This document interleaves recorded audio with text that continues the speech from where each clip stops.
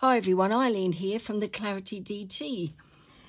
A couple of weeks ago I made this card and published it over various social media platforms, and it's received quite a bit of interest, so thank you for that.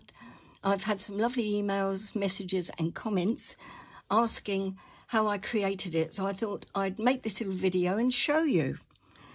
Now, I have to admit, I'm fairly new to the design team, and I've been digging out all of my Clarity stamps and having a play and thoroughly enjoying myself. And this one I've had for several years, and I don't know if it's still available, but quite a lot of the messages that I've had are from people that have got this stamp, and they just want to see how I made the card so they could have a go. So hopefully it is still available, but if not, it's a reflection card. So you can use, of course, other stamps are good for reflection purposes. So the technique will work no matter what stamp you use, providing it is suitable to do a reflection with. That was a bit long-winded, Eileen. Yeah, I know it is. Get on with it. Okay, so I'm going to get on now and show you how I made it.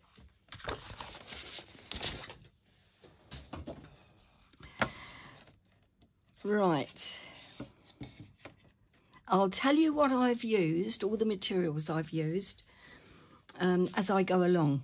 So I'm starting off with, I've got this soft or softish foam stamp mat here, and a couple of bits of copy paper, and a piece of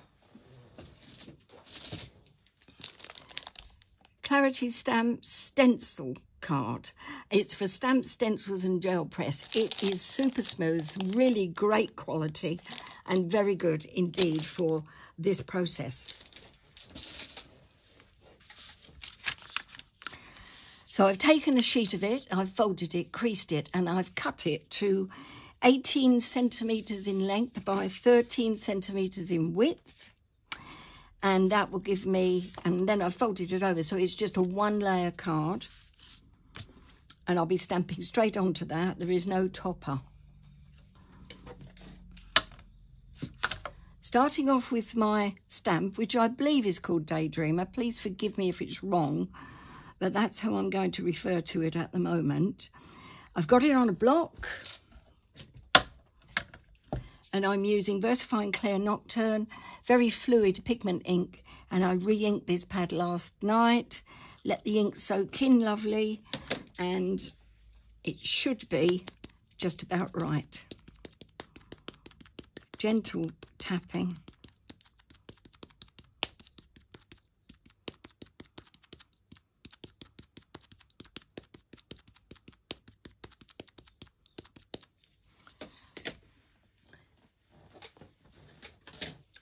Just getting a cloth to ensure I haven't got any stray bits of ink around where there shouldn't be. Bit there, but that's about it. Yep. So in the middle, but up a bit from the bottom, that's where this stamp is going to go. So around about there. Lay it down gently, let the ink soak into the cardstock. I'm gazing out of the windows to see what the neighbours are up to. I like to know what's going on. And actually, there's no one around this afternoon. It's all quiet. Right, now press and up. Stunning image, isn't it? Great quality stamps, these are. So then I thought, right, so it's a reflection. You can use a gel press to get the other reflection sequence. You can use a bit of acetate, but I saw a technique on Facebook from a lady that I'm friends with, who is an American lady, Wendy Vecchi. She works for Ranger Products, knows Tim Holtz very well, I believe. He's my hero. And she was using a technique that I hadn't seen before to get the reflection. I'm going to show you now. So I'm taking another Clarity stamp. Can be any image you like, it doesn't matter. It's in this instance, it's the size that matters. And it needs to be big enough to take the image of the stamp that you want to use as a reflection. So here it is. This is a circle. It's on a block. Move the card out of the way. Ink up again. And this stamp is on the block upside down. You're using the back of the stamp. So it's flat.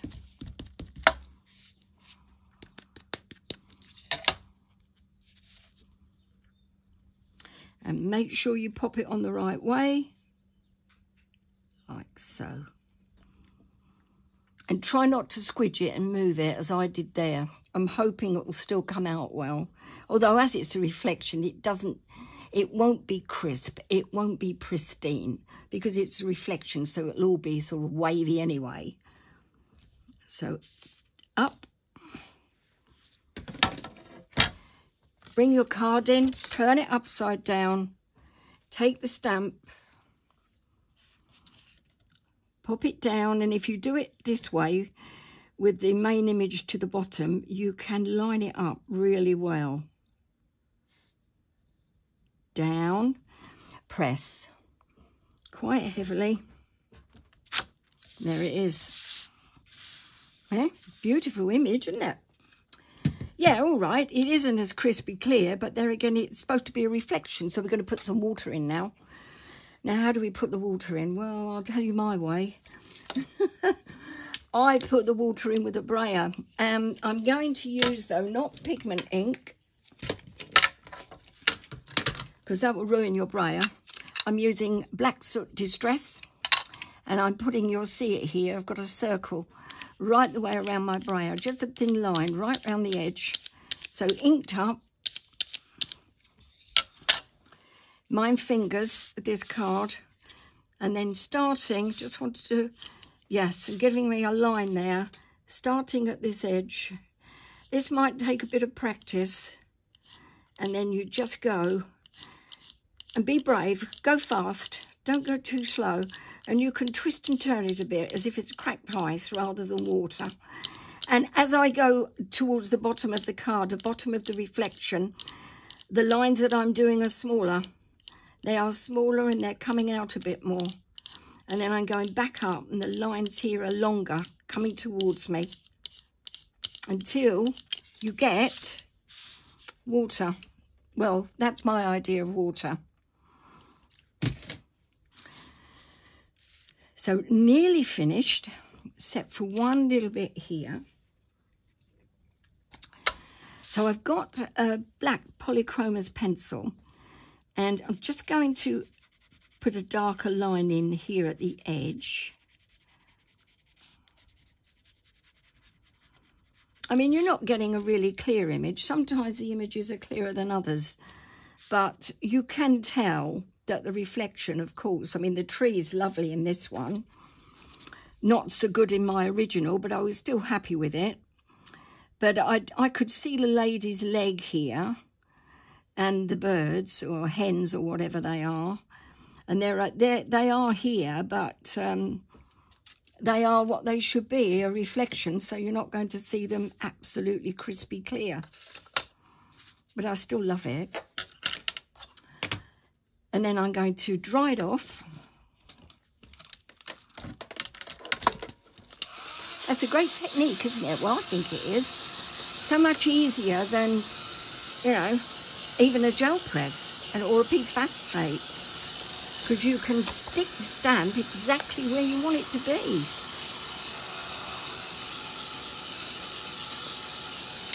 Right, I've dried it off because I want to make sure that when I put the stencil over the top that I'm going to use,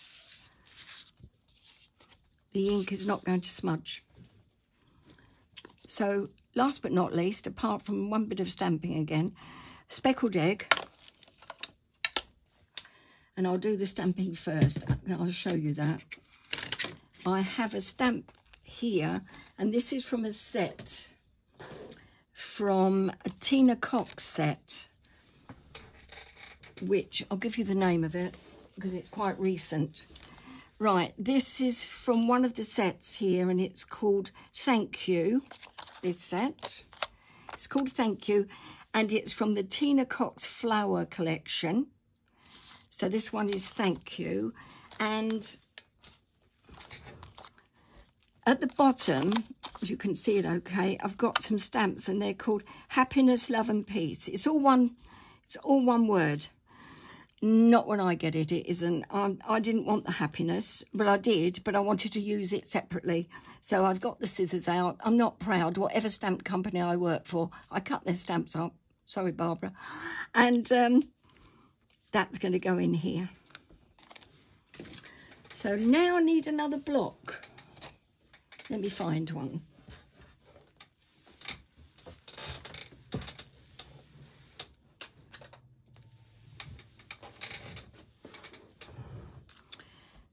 Pop that on. Make sure it's straight. Back to the Nocturne again for this. I'll go back to the Distress ink in a moment.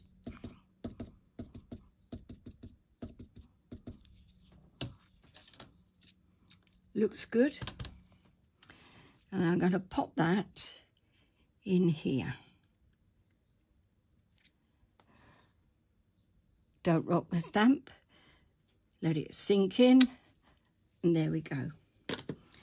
And then I'm just going to blot that to make sure that it is totally dry.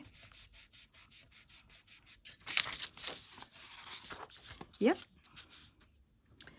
And stencil brush, speckled egg, and a stencil. So the stencil I'm using is from this set. You get quite a few in here.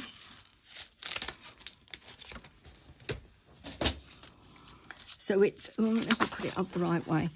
It's Art Stencil A5 size, and you've got 1, 2, 3, 4, 5. And I love these because they're frameless. They're great for gel press work too. And the one that I did use in the original, because look, these are nice stencils, is this one. But I don't want it to be too much in the foreground. I just want it for the background purposes. So I've got a stencil brush. It's quite a dry ink pad, this one. And I'm just going to give a bit of colour here. As it's Distress ink, it will go behind the figures. And then coming down, a little bit in the water as well. And going off. Yes, that doesn't look too bad. Okay. Yep, quite happy with that. So done that, done that. Next, it's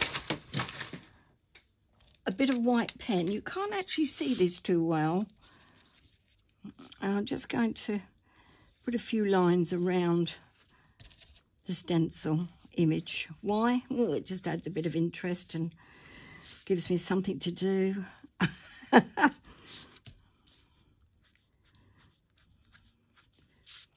just wanted to as well pop a couple of bits of white there, but not too much. There we go. Yeah. Last but not least, Sharpie pen. This is one of Barbara's tricks, which I've nicked because I like it a lot.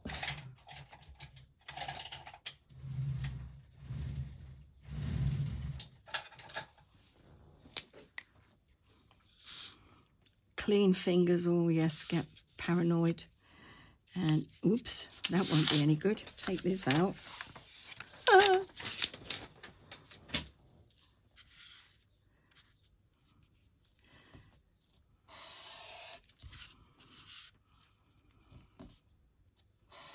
Use a ruler if you don't want to do this. Sort of freehand.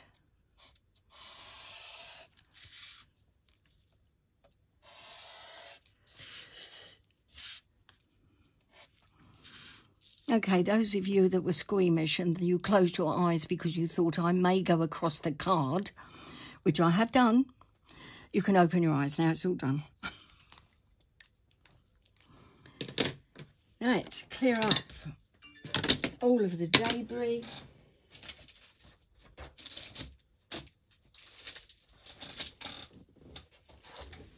get my display board out. Always make the best of your work. Never take pictures on a cluttered, what's the name, mat, craft mat. Always get something pretty or plain and simple, like a piece of white card underneath your artwork, and show it off as its best. That's my tip of the day. Right, thanks for looking. I'll be back soon with some more if you want. I've enjoyed that. Thank you so much. Bye-bye.